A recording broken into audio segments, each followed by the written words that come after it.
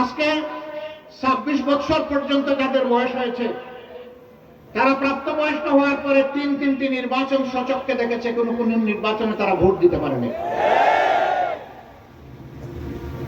কেন ভোট দিতে পারে নাই? 14 সালের নির্বাচনে 154টি আসনে কোন প্রতিদ্বন্দ্বিতা ছাড়াই এককভাবে আওয়ামী লীগ পাস। এমন ভীতির সন্ত্রাসের রাজ্য কায়েম করা হয়েছিল, সেখানে কেউ দাঁড়াবার সাহস করেনি। 18 সালের নির্বাচনে এসে বললেন আমি অমুকের মেয়ে, আমি কথা দিয়ে কথা রাখি, আমার উপর আস্থা রাখেন, নিরপেক্ষ নির্বাচন উপহার দেব।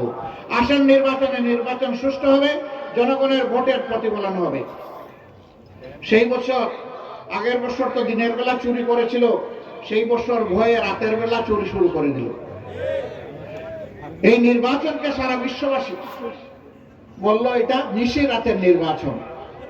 জাপান কোন দেশের আভ্যন্তরীণ রাজনীতি নিয়ে মন্তব্য কখনো করে না।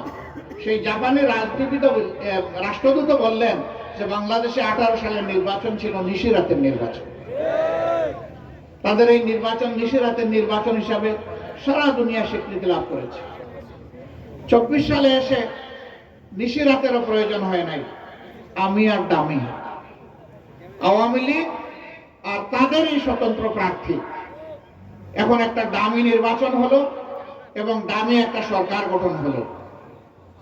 এই সরকার গঠন হওয়ার পরে তারা হুঙ্কার দিল যে আমরা বন্দোবস্ত নিয়েছি, জনগণ আমাদেরকে বন্দোবস্ত দিয়েছে, 2041 সাল পর্যন্ত আওয়ামী লীগ দেশ শাসন করবে।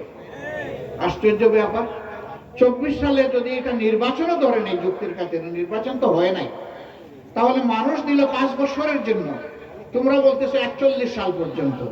এরা যে কত বড় ডাকাত চিন্তা করো।